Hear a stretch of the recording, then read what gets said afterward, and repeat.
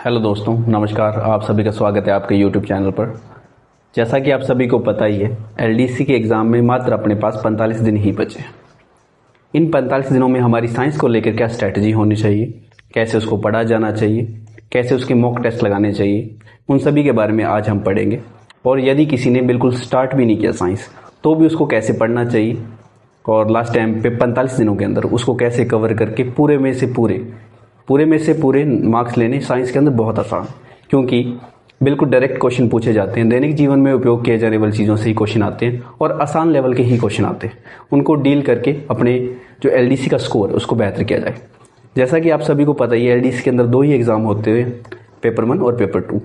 Paper 2 science के paper 2 के अंदर लैंग्वेज बेस्ड पेपर है। उसके अंदर लगभग सभी बराबर ही स्कोर करते हैं, क्योंकि लैंग्वेज लगभग बराबर हो जाती है, हिंदी और इंग्लिश होती है उसमें।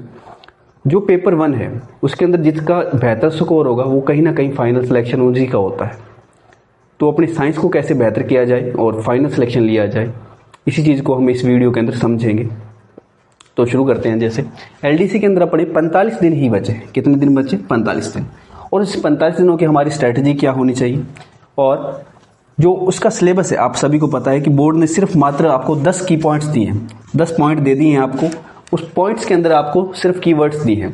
उन कीवर्ड्स के अंदर कौन कौन सा सिलेबस आता है, सबसे पहले तो हमें यही पता होना चाहिए कि सिलेबस के अंदर अपने पास जो सिलेबस की पॉइंट्स है उसमें है क्या। की पॉइंट तो दे दिए, परंतु उसके और भी है, वास्ट है थोड़ा वो। और उसका स्टडी प्लान क्या होना चाहिए, कहाँ से पढ़ना चाहिए, कैसे पढ़ना चाहिए।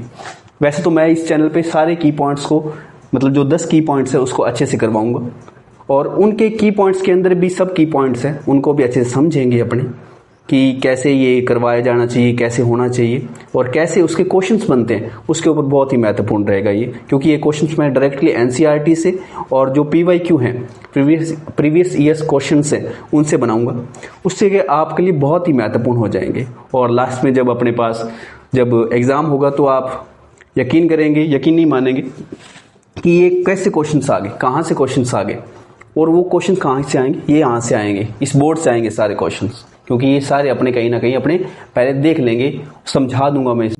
तो अब हम आगे देखेंगे कि सिलेबस में कौन कौन से की पॉइंट्स अपने को दिए गए हैं, और की पॉइंट्स के अंदर कौन कौन से सब की पॉइंट्स हैं वो मैंने बताएंगे। ये पहले 3 पॉइंट्स आपको दिए गए हैं। इन तीनों पॉइंट्स, ये तीनों पॉइंट जो हैं वो केमिस्ट्री के हैं। तीनों पॉइंट्स केमिस्ट्री, रसायन विज्ञान के हैं। पहला पॉइंट अपने को दिया हुआ है भौतिक एवं रासायनिक अभिक्रिया। ठीक है, अभिक्रिया जब आ जाती है, भौतिक व रासायनिक अभिक्रिया, सबसे पहले अपने परिवर्तन पढ़ते हैं कि कौन सा परिवर्तन भौतिक परिवर्तन है और कौन सा परिवर्तन रासायनिक परिवर्तन है। उसके बाद ये कुछ अभिक्रियाओं के नाम है वो पढ़नी जरूरी है। दिया तो नहीं है, डायरेक्ट मेंशन नहीं किया हुआ, परंतु इनडायरेक्ट वो मेंशन है, क्योंकि सारी रासायनिक अभिक्रियाएं उसमें आ जाती हैं। सबसे पहले अपने युग्मन अभिक्रिया है, विस्थापन अभिक्रिया है, द्विविस्थापन अभिक्रिया है और वियोजन अभिक्रिया है। ये सारी अभिक्रियाएं हमें आनी चाहिए और इनके 1 या 2 एग्जाम्पल अपने को पता होना चाहिए, रासायनिक समीकरण पता होने चाहिए। उसके बाद अपने पास आता है जो सीधा ही मेंशन है पॉइंट के अंदर, ऑक्सीकरण एवं अपचयन। ये देखो, ये ब्लैक वाला है जो आपको सीधा दिया हुआ है, जो अपने पास ब्लू में मैंने लिखा है वो की पॉइंट, सब की पॉइंट्स है। ये की पॉइंट्स है, यानी जो सीधे डायरेक्ट मेंशन है वो की पॉइंट्स है, जो सब की पॉइंट्स है वो ये वाले हैं, यानी जो डायरेक्ट मेंशन नहीं है परंतु अपने को पढ़ने हैं इस सिलेबस के अंदर। ठीक है, उसके बाद में जैसे अपने पास दिया हुआ है ऑक्सीकरण व अपचयन। ऑक्सीकरण अपने को डायरेक्ट दिया हुआ है तो अपने को आना है, मोस्ट प्रोबेबिलिटी है ये ऐसे क्वेश्चन आते हैं, ऑक्सीकरण है या अपचयन है। ये समीकरण दे देंगे आपको और पूछेंगे ये इसमें ऑक्सीकरण हो रहा है या अपचयन हो रहा है, ये क्वेश्चन आता है। और उसके बाद जब ऑक्सीकरण और अपचयन होता है तो हमें पढ़नी बहुत जरूरी होती है रेडॉक्स अभिक्रिया। मोस्ट इंपॉर्टेंट रहती है ये रेडॉक्स अभिक्रिया। उसके बाद 2 अभिक्रियाएं होती हैं, ऊष्मक्षेपी और ऊष्मशोषी, ये दोनों पढ़नी बहुत जरूरी है।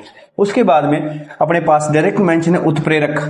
ठीक है, उत्प्रेरक मेंशन है। उसके बाद इसके प्रकार अपने को पता होना चाहिए कौन कौन से उसके प्रकार होते हैं, और उत्प्रेरण एक अभिक्रिया, आगे ये पढ़ना जरूरी है, ये भी जरूरी है। ये पहला की पॉइंट्स आपका डन होता है। उसके दिया तो अपने को इतना ही है, भौतिक एवं रासायनिक अभिक्रिया। उसके बाद अपने सबसे पहले परिवर्तन पढ़ेंगे, कौन से परिवर्तन भौतिक है और कौन से परिवर्तन रासायनिक है। उसके बाद युग्मन अभिक्रिया, विस्थापन अभिक्रिया, द्विविस्थापन अभिक्रिया और वियोजन अभिक्रिया। और अपने पास डायरेक्ट मेंशन है ऑक्सीकरण एवं अपचयन, तो रेडॉक्स अभिक्रिया पढ़ेंगे और साथ में ये पढ़ेंगे ऊष्मक्षेपी और ऊष्मशोषी, और उत्प्रेरक तो पढ़ना ही है, इसके प्रकार पढ़ेंगे कौन कौन से होते हैं और उत्प्रेरण क्या होता है। और उसके बाद अपने देखो की पॉइंट नंबर 2 पे आते हैं। की पॉइंट नंबर 2 पे आते हैं, ये भी केमिस्ट्री का पार्ट है। सबसे पहले धातु, अधातु एवं उनके प्रमुख। सबसे पहले आपको धातु पता होना चाहिए, कौन कौन से धातु हैं, उनके गुण, धातुओं के गुण।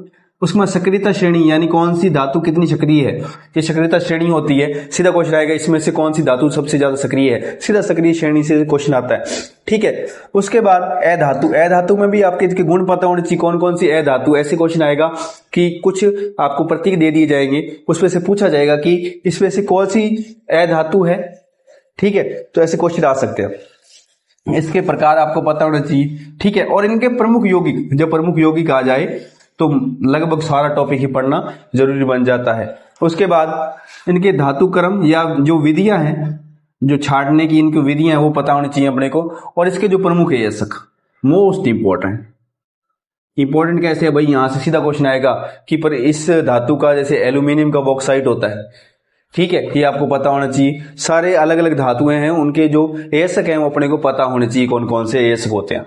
और उसके बाद में देखो लास्ट में दे दिया, ये एक लाइन है परंतु इसमें सारा सब कुछ उसने लिख दिया भाई। सामान्य जीवन में प्रयुक्त कुछ महत्वपूर्ण यौगिक, कुछ महत्वपूर्ण यौगिक मतलब पूरा टॉपिक, कुछ महत्वपूर्ण यौगिक मतलब पूरा टॉपिक दे दिया कि पूरा टॉपिक ही पढ़ो, ठीक है। ये तो पढ़ना ही पढ़ना है। यौगिक आ गया तो जितने भी धातुएं बनती है उनके यौगिक जो बन सकते हैं, उनके जो कॉम्बिनेशंस बन सकते हैं वो अपने को आने ही चाहिए, पता ही होना चाहिए। उसके बाद ये अलग से जो टॉपिक होता है संक्षारण पढ़ना अपने को, मिश्र धातु पढ़नी है, कौन कौन सी, यहाँ से क्वेश्चन सीधा ही आता है कि मिश्र धातु कौन कौन से दो धातुओं से मिलकर जो बनती है वो मिश्र धातु होती है। उपधातु भी पढ़नी है, उपधातु भी पढ़नी है। ये जो टॉपिक नंबर अपना 2 क्लियर हो जाता है, मतलब की पॉइंट नंबर 2 क्लियर हो जाता है। ये भी केमिस्ट्री का पार्ट है, बता चुके हैं हमने, ये आपको पढ़ने, ये सब की पॉइंट्स है। ये तो पढ़ने ही पढ़ने, साथ में ये तो भी पढ़ने, ये इंपॉर्टेंट है, ये तो सबसे इंपॉर्टेंट है, ये वाला और ये वाला इंपॉर्टेंट, सीधे डायरेक्ट क्वेश्चन आते हैं वो अपने करेंगे। उसके बाद टॉपिक नंबर 3, जो टॉपिक नंबर 3 है वो कार्बन के रिलेटिव है सारा। कार्बन तथा कार्बन के महत्वपूर्ण विषय, कार्बन तथा कार्बन के महत्वपूर्ण यौगिक, कार्बन तथा कार्बन के महत्वपूर्ण, कार्बन तो सारा ही आ गया भाई, उसके यौगिक जो बन सकते हैं। सबसे पहले अपने कार्बन पता होना चाहिए क्या होता है, उसके बाद उसकी विशेषता अपने को पता होनी चाहिए, कार्बन की विशेषता क्या क्या है। उसके बाद इसके यौगिक बनते हैं वो जैसे मेंशन है डायरेक्ट, हाइड्रोकार्बन बनता है वो आपको पता होना चाहिए, हाइड्रोकार्बन है। और इसके अपर रूप भी पता है आपको होना चाहिए, अपर रूप कौन कौन से होते हैं कार्बन के। एक सबसे पहले हीरा, ग्रेफाइट, कोयला, कोक, चारकोल, ये सारे होते पढ़ने अपने को, ठीक है। मेथेन, हास्य गैस, और ये सारी अपने को पता होनी चाहिए सारी चीजें, वो अपने आगे पढ़ेंगे। देखो उसके बाद में देखो ये CFC आपको पता होना चाहिए, क्लोरोफ्लोरोकार्बन या इसे फ्रेन भी बोलते हैं। CNG संपीड़ित प्राकृतिक गैस होती है, CNG बोला जाता है। और इसी टॉपिक के अंदर आता है बहुलक, इससे सीधे क्वेश्चन बनते हैं, बहुत इंपॉर्टेंट क्वेश्चन। इसको बहुत सारे बच्चे क्या करते हैं, इग्नोर कर देते हैं बहुलक वाले चैप्टर से। ये मोस्ट इंपॉर्टेंट, इससे हमेशा हर बार एक सारणी है बहुलक की, ठीक है, वो हमेशा पूछी जाती है, ठीक है, वो अपने करेंगे अच्छे से। उसके बाद में लास्ट में आपको दे रखा है साबुन के बारे में, साबुन और अपमार्जक के बारे में आपको दे रखा है लास्ट में मेंशन। जो सीधे मेंशन कर रखी है वो तो पढ़नी ही पढ़नी है अपने को, जो इनडायरेक्ट मेंशन है वो भी अपने को पढ़नी है, क्योंकि ये टॉपिक दे दिया, इस टॉपिक के अंदर ही बहुत सारी चीजें दे देते हैं और वो पढ़नी बहुत जरूरी हो जाती है। जैसे प्लास्टिक है उसमें बेकेलाइट और मेलेमाइल होता है, वो आपको पढ़ना बहुत जरूरी है। और हास्य गैस और ETC लिख रखा ना, मतलब जितना भी आएगा बहुत ज्यादा, ये सबसे बड़ा टॉपिक होगा क्योंकि इसमें बहुत कुछ मेंशन है, बहुत कुछ मेंशन है और इनडायरेक्ट भी बहुत कुछ आता है। तो आगे वाले स्लाइड में जाते हैं, उसमें अपने देखेंगे कि कौन कौन से और टॉपिक हैं। तो अभी हम पॉइंट नंबर 4, जहां से अपनी फिजिक्स स्टार्ट हो जाती है LDC सिलेबस की, साइंस के। तो सबसे पहला 4th नंबर पॉइंट अपने पास आता प्रकाश का परावर्तन व नियम, वर्ण विक्षेपण, लेंस के प्रकार, दृष्टि दोष व निवारण, ये सारे आते हैं। ये तो आपको पढ़ना ही पढ़ना है, परंतु इसके साथ में ये सारे पढ़ने भी ही पढ़ने। सबसे पहले प्रकाश का परावर्तन, जब भी प्रकाश का परावर्तन आता है तो अपवर्तन जरूर पढ़ना है अपने को। अपवर्तन पढ़ोगे उसके साथ उसके नियम भी आपको पता होना चाहिए, ठीक है। अपवर्तन व परावर्तन साथ में ही पढ़ा जाता है। उसके बाद प्रकाश की चाल, विभिन्न माध्यमों के अंदर प्रकाश की क्या क्या चाल रहती है ये आपको पता होना चाहिए।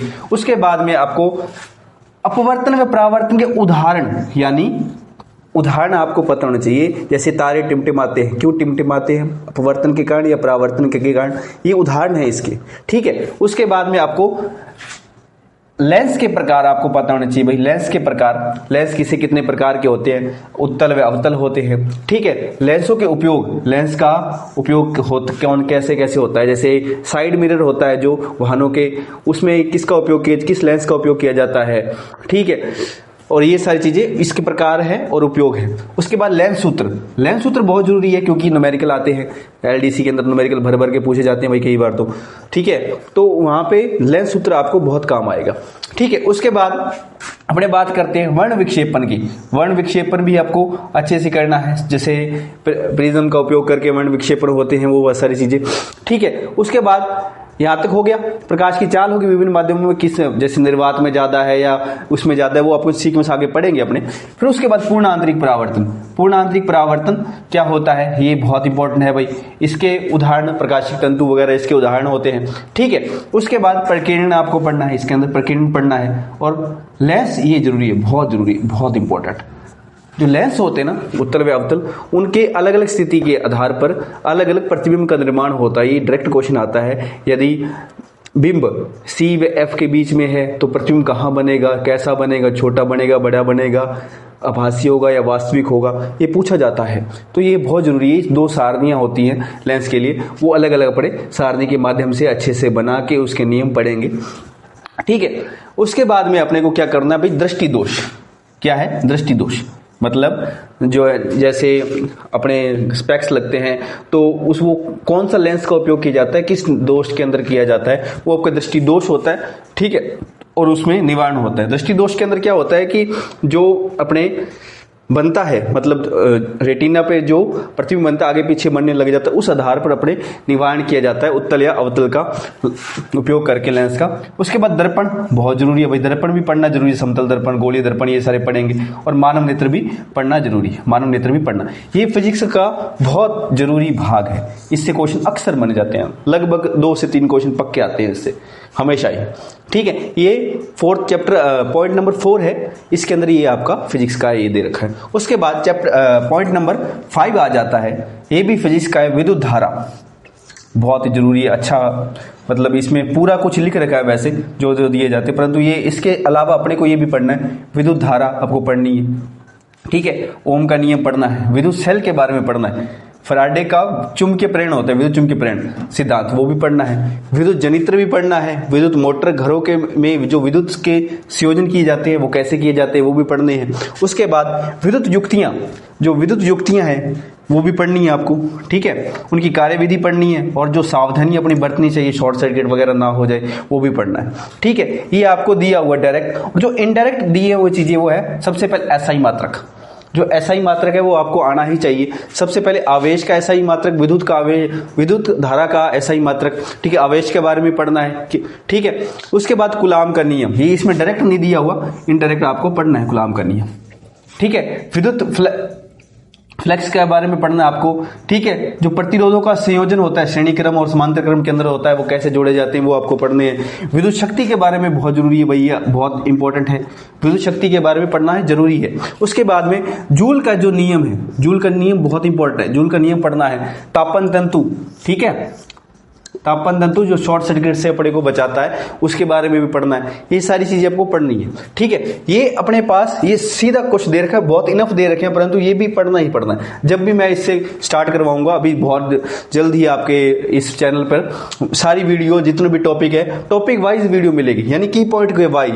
इस की पॉइंट विद्युत धारा है तो सारा एक में या 2 में, ठीक है, पार्ट 1 पार्ट या 2 पार्ट के अंदर सारा कुछ एक हो जाएगा। और मोस्ट प्रोबेबिलिटी यहीं से आएगी कि आपको ये इसी क्लासेस से आपको देखने को मिलेंगे सारे क्वेश्चन। सो एलडीसी के अंदर 5 जुलाई को आएंगे, ठीक है। उसके बाद में अपने पास ये फिजिक्स खत्म होगी, यहां से क्या होगी, 2 ही पॉइंट दे रखे हैं फिजिक्स के, 4 और 5। उसके बाद में इंफॉर्मेशन टेक्नोलॉजी, सूचना प्रौद्योगिकी व अंतरिक्ष के बारे में आ जाता है। ये भाई ऐसा टॉपिक है, ये साइंस के रिलेटिव है, इसलिए इसमें साइंस में दिया जाता है। अंतरिक्ष के अंदर अपने जो अनुसंधान वगैरह हो रहे हैं वो कैसे हो रहे हैं, और इसमें क्या है, करंट अफेयर का बहुत ज्यादा रोल रहता है। इससे क्वेश्चन हमेशा ही जो करंट अफेयर के अंदर आते हैं ना, जो करंट अफेयर वाली चीजें चलती हैं, वो इसी से डायरेक्ट क्वेश्चन पूछ लिए जाते हैं और साइंस का में ही काउंट कर लिए जाते हैं।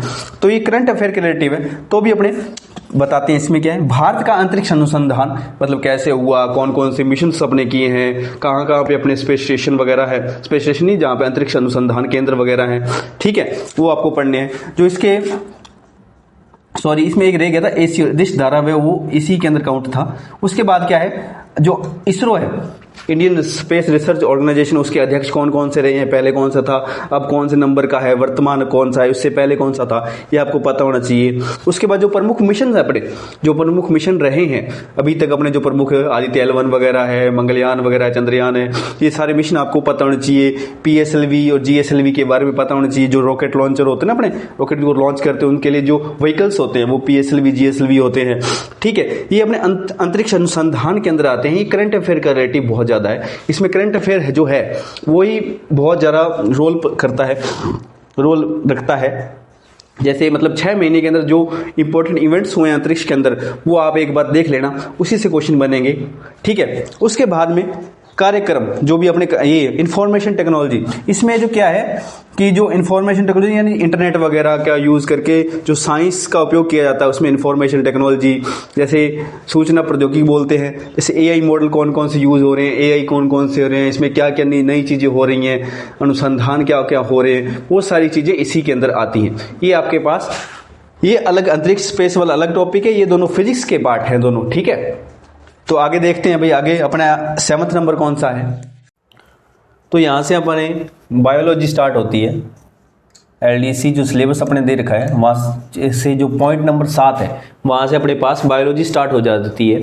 बायोलॉजी के अंदर मेनली यही पॉइंट दिया गया है, इंपॉर्टेंट पॉइंट है। ये भी बायोलॉजी के अंदर आता है, परंतु ये शरीर के रिलेटिव है, तो इसको अलग से रख दिया है। तो अपने सबसे पहले अनुवांशिक से संबंधित सामान्य शब्दावली, ठीक है, जो शब्दावली कौन कौन से शब्दावली यूज़ की जाती है वही इसके अंदर अपने डिस्कस करेंगे, ठीक है, और दे रखा है। और इसके अलावा अपने को इसके अनुवांशिक के जनक, शब्द कहाँ से आया, मेंडल के जो उसने प्रयोग किए थे वो भी पढ़ना है, संकरण के बारे में पढ़ना है, गुणसूत्रों के प्रकार के बारे में पढ़ना है, गुणसूत्र होते हैं उसके कार्य क्या होते हैं, DNA के बारे में पढ़ना है, RNA के बारे में पढ़ना है। ये तो पढ़ना ही पढ़ना है, उसके साथ में ये भी एक्स्ट्रा ये पढ़ना ही पड़ेगा, तभी अपने को अच्छे से समझ आएंगे सबसे पहले। उसके बाद अपने मेंडल का जो नियम है वो तो पढ़ना ही है, ठीक है। गुणसूत्रों की जो संरचना होती है वो भी पढ़ना है। न्यूक्लिक अम्ल होता है उसके बारे में पढ़ना है। प्रोटीन संश्लेषण का केंद्रीय सिद्धांत होता है उसके बारे में पढ़ना है। और जो लिंग निर्धारण होता है मनुष्य के अंदर वो कैसे होता है वो भी पढ़ना है। ये सारी क्या है, बायोलॉजी के अपने को ये टॉपिक दे रखा है अच्छे से। इसको अपने बहुत अच्छे से करेंगे इसी यूट्यूब चैनल पर, बहुत ही जल्द आपको वीडियो मिलेगी इससी, ठीक। 1 या 2 क्लास के अंदर पूरा अच्छे से समराइज करके, और MCQ भी करवाए जाएंगे आपको बहुत अच्छे से। और MCQ भी PYQ होंगे, प्रीवियस ईयर्स क्वेश्चंस होंगे, और NCERT में जो दे रखे हैं वहीं से बनेंगे। और ये चीज़ जो जितना भी आपका सिलेबस रहेगा और जो भी चीज़ रहेगी वो NCERT से आएगी, NCERT से ही सीधी आएगी। और PYQ और NCERT इन्हीं का कॉम्बिनेशन जो रहेगा वो भी LDC का स्तर वैसे ही बना रहता है, वैसे ही आएगा। आसान स्तर के क्वेश्चंस आते हैं, NCERT से सीधे क्वेश्चन पूछे जाते हैं, NCERT से ही बनाए जाते हैं, और मैं आपको NCERT से ही पढ़ाऊंगा।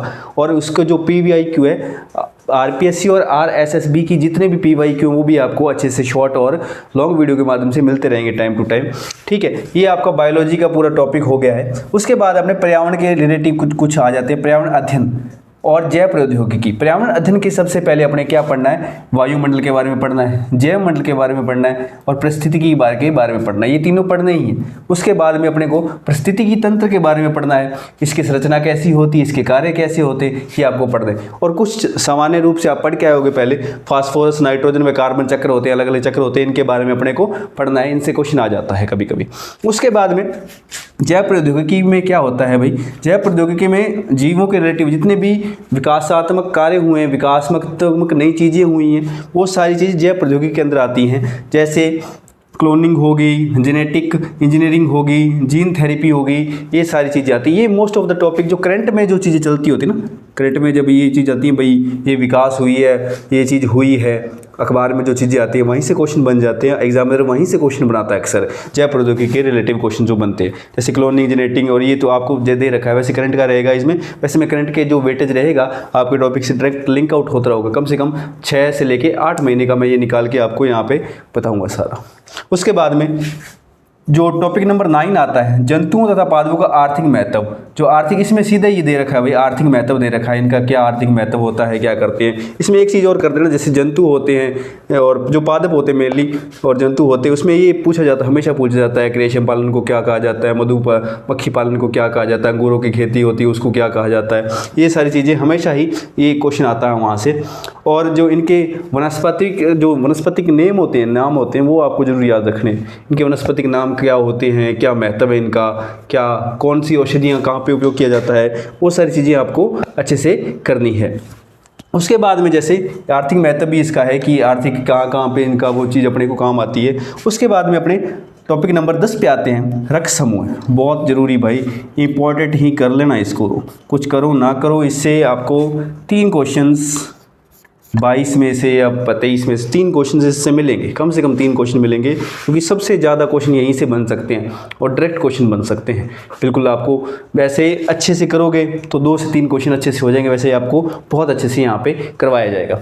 उसके बाद में 6 में रक्तदान के बारे में पढ़ना है, RH जो फैक्टर होता है, RH कारक होता है, उसके बारे में पढ़ना है, रोगाणु के बारे में पढ़ना है, कौन कौन से रोगाणु होते हैं, तथा जो मानव स्वास्थ्य है उसके बारे में पढ़ना है, मानव रोग के बारे में पढ़ना है, और कारण और निवारण ये आपको दे रखा है डायरेक्ट, ये पढ़ना है। उसके साथ साथ में आपको एंटीजन के बारे में पढ़ना है, एंटीबॉडी के बारे में पढ़ना है, जीनोटाइप के बारे में पढ़ना है, फिनोटाइप के बारे में ये तो पढ़ना है। ये पढ़ना है तो इसका बेस है, ये पढ़ना ही पड़ेगा। उसके बाद में जैसे कुछ वायरस होते हैं, ठीक है, और बैक्टीरिया होते हैं, शैवाल आदि होते हैं, ये मिलके क्या करते हैं, मनुष्य के अंदर रोगों का जन्म, मतलब रोग पैदा करते हैं। ये कारण हो गए इनके, मतलब कौन सा, जैसे कुछ भी चीज़, मलेरिया किसके कारण होता है, वायरस, बैक्टीरिया या शैवाल के कारण, ऐसे करके आ सकता है कि किसके कारण होता है, बताइए, ये क्वेश्चन सीधा बन सकता है। इसका निवारण क्या होता है, कौन सा टीका, डिप्थीरिया का टीका होता है, अलग अलग, ये सारणी, एक सारणी बनवाई जाएगी इसमें, सारणी के द्वारा सारा बहुत अच्छे से आप याद कर लोगे उसको, और बहुत अच्छे से ट्रिक के द्वारा समझाते हुए आपको करवाया जाएगा, ठीक है। ये आपके 10 जो हो चुके हैं, जो 10 आपके पॉइंट्स हो चुके हैं, ये 10 पॉइंट हैं, ये सिलेबस के अंदर मेंशन किए गए हैं, परंतु इसके अलावा भी मैंने आपको साइड में एक बताया है कि ये भी पढ़ने जरूरी, ये पढ़ोगे उसके बाद ये बेस बन जाएगा, बेस के बाद ये मेन पॉइंट्स पे आप आ सकते हो। तो उसमें ये क्वेश्चन सारे पढ़ने जरूरी हैं अपने को। क्वेश्चन इसके रिलेटेड MCQ भी करवाए जाएंगे और सब कुछ करवाया जाएगा, आप बने रहे इस चैनल पे। अब अपने डिस्कस, अभी हम 45 दिन की स्ट्रेटजी के बारे में बात करेंगे कि लास्ट में जो कैसी स्ट्रेटजी अपनानी चाहिए हमें कि अपने बहुत ज़्यादा आउटपुट ले सके साइंस से। तो सबसे पहले जैसे देखो, LDC के जो एस्पिरेंट हैं वो 2 भागों में बटे हुए, ग्रुप A और ग्रुप B। जो ग्रुप A है उसका सिलेबस कंप्लीट हो चुका है, बहुत सारे स्टूडेंट्स हैं जिनका सिलेबस कंप्लीट हो चुका है साइंस का, ठीक है। और जो ग्रुप B है सिलेबस अभी कंप्लीट नहीं हुआ है, तो जो ग्रुप A है उनको क्या करना चाहिए, सबसे पहले जो MCQ है अकॉर्डिंग टू द टॉपिक, ज़्यादा से ज़्यादा MCQ सॉल्व करने चाहिए, जहाँ से भी आपको MCQ मिले वहाँ से सॉल्व करिए। वैसे भी अपने बीरबल सर जो YT अपने YouTube चैनल है उसके ऊपर MCQ बहुत ही जल्दी अपलोड होने वाले हैं, लगातार आपको क्वेश्चंस मिलते रहेंगे, उसमें टॉपिक वाइज आपको क्वेश्चंस मिलेंगे, ठीक है। यहाँ से आप MCQ सॉल्व कर सकते हैं। और जो PYQ है वो भी आपको इसी चैनल पे आपको PYQ भी मिलेंगे, ठीक है। और आपका यही काम रहेगा, जैसे में MCQ और PYQ आप सॉल्व करो ज़्यादा से ज़्यादा, जिससे आपको पैटर्न के बारे में पता लगे, कैसे क्वेश्चंस बनते हैं, कैसे क्वेश्चंस आते हैं। और क्योंकि आपका, और टाइम टू टाइम रिवीजन करते रहो, उसको पढ़ते रहो जो आपको नहीं पढ़ा हुआ है उसका। और लास्ट में आपको बहुत ही शॉर्ट, और क्या करनी है अपने को, शॉर्ट्स, मतलब शॉर्ट जो है नोट बना लेनी है आपको, बिल्कुल लगभग 15 पेज, बस ज़्यादा से ज़्यादा 15 पेज, बहुत ज़्यादा बोल दिए मैंने, 10 से 15 पेज आप में पूरी कंप्लीट साइंस होनी चाहिए। जो आपने पढ़ा है, मुझको जो छोटे फैक्ट लिखे हैं आपने, सब कुछ लिखा है, जो छोटी छोटी फैक्ट्स लिखे हैं, जो इंपॉर्टेंट चीज़ें वो आपने लिखी वो 15 पेज के अंदर आ जानी चाहिए, क्योंकि लास्ट में 2 दिन जब रहेंगे उस टाइम पे आप उसका रिवीजन कर लोगे। और जो MCQ आप पढ़ते हो उसमें जो नई चीज़ लगती है वो भी ऐड करते रहना धीरे, छोटा छोटा लिख के उसमें बढ़िया से, ठीक है। शॉर्ट नोट्स होने चाहिए, बल्कि नहीं होने चाहिए कि किताब ही लिख लो आप कहीं पे पूरी, ठीक है। ये ग्रुप ए की स्ट्रैटेजी रहेगी भाई, आपको 15-45 दिन के अंदर क्या करना है भाई, सिलेबस आपका कंप्लीट है, आपको क्या करना है, MCQ सॉल्व करना है, ज़्यादा से ज़्यादा PYQ सॉल्व करने हैं। बीरबल सर जो YT चैनल है आपके पास, जो आप जिससे आप वीडियो देख रहे हो, वहीं पे आपको क्या मिलेगा भाई, इन सभी MCQ भी मिलेंगे, PYQ भी मिलेंगे, LDC के मेनली फोकस LDC को करके आपको MCQ और ये दोनों बहुत ही जल्द वीडियो अपलोड की जाएगी। उसके बाद में आपको शॉर्ट नोट्स भी बनाने हैं भाई, और ज़्यादा आपको है तो टेक्स्ट बुक के करके एक ऐप है भाई, टेक्स्ट बुक करके, वहाँ पे आप फुल लेंथ टेस्ट भी लगा सकते हो, फुल लेंथ टेस्ट में पास ले सकते हो, लेना हो तो किसी ने, वरना कोई इतनी ज़रूरत नहीं है। उससे भी कंटेंट मैं निकाल के यहीं पे इसी मतलब आपको वन स्टॉप सॉल्यूशन है, ये चैनल है जो LDC के लिए, मतलब आपको यहाँ पे सब कुछ मिलेगा, सब कुछ। आपने लास्ट तक बने रहना है, देखते रहना है चीज़ें, एग्ज़ाम तक बने रहो, आपको सारे क्वेश्चन यहीं से मिलेंगे, सारे क्वेश्चन यहीं से मिलेंगे भाई, ठीक है। Birbal sir channel YouTube channel पर, ठीक है। लास्ट में 15 पेज पे आप बनाना। जो ग्रुप B है, ग्रुप B इनका सिलेबस कंप्लीट नहीं है, ठीक है। 45 दिन के अंदर, 20 से 25 दिन के अंदर आपको इसी चैनल पर पूरा सिलेबस कंप्लीट करवा दिया जाएगा। 20 से 25 दिन के अंदर आपको पूरा सिलेबस कंप्लीट करवा दिया जाएगा LDC का, बहुत अच्छे से। 20 से 25 दिनों के अंदर सारी चीज़ें आपके सामने हो जाएगी। 20-25 भी नहीं, 20 दिन रखो, 20 दिन के अंदर आपको सिलेबस कंप्लीट करवा दिया जाएगा। वो फर्स्ट सिलेबस आपको क्या करना है, पहले कंप्लीट करना है, क्योंकि जब फर्स्ट सिलेबस कंप्लीट होगा तभी आपको पता लगे कि MCQ कहाँ से बन रहे हैं, कैसे बन रहे हैं, क्या इसमें चीज़, कौन सा कॉन्सेप्ट यूज़ हुआ है, ठीक है, आपको पता होगा। और जैसे आप टॉपिक कर रहे हो उसी के अकॉर्डिंग आपको MCQ प्रैक्टिस करते हैं। जैसे आज पहले अपने बायोलॉजी का चैप्टर हुआ, जैसे बायोलॉजी का चैप्टर हुआ तो जैसे बायोलॉजी के ही आपको क्या अटेम्प्ट करनी है, MCQ ज़्यादा से ज़्यादा करके देखने, क्विज लगानी है, ठीक है, प्रैक्टिस करनी है अकॉर्डिंग टू द टॉपिक। उसके बाद जो PYQ है वो लुक करने देखने हैं भाई, इनको PYQ और MCQ अपने इसी चैनल पे आपको मिलेंगे, PYQ और MCQ इसी चैनल पे मिलेंगे। यही स्ट्रेटजी होती है, सिंपल लगती है देखने में, परंतु जो फॉलो करता है उसका सिलेक्शन होता है, और जो फॉलो नहीं करता उसका सिलेक्शन नहीं हो पाता। यही सा माइनर सा चीज़ रहती है। तो यही आपकी स्ट्रेटजी रहनी चाहिए लास्ट के 45 दिन के अंदर, अभी कम ही दिन बचे होंगे, ठीक है। ये जो स्ट्रेटजी है यही फॉलो करो, प्रैक्टिस करो, रिवाइज़ करो, प्रैक्टिस करो, रिवाइज़, प्रैक्टिस, रिवाइज़। और जिसका सिलेबस कंप्लीट नहीं वो पहले सिलेबस कंप्लीट करो, यही चीज़ें हैं और कुछ नहीं, इसका कोई अल्टरनेटिव हो ही नहीं सकता। रिवीजन, प्रैक्टिस, रिवीजन, प्रैक्टिस, यही चलती रहती है। तो थैंक यू, आप सभी का धन्यवाद, आपने ये पूरी वीडियो देखी है, और इसी चैनल पे बने रहो और आपको इसी प्रकार का शानदार से शानदार कंटेंट मिलता रहेगा। धन्यवाद। और इस चैनल को अपने दोस्तों मित्रों के साथ शेयर करो, वो भी इस मुहिम का भाग बन सके और अपने LDC की जो प्रिपरेशन है उसको 4 चांद लगा सकें और अपना सिलेक्शन जो है उसको पक्का कर सकें। धन्यवाद।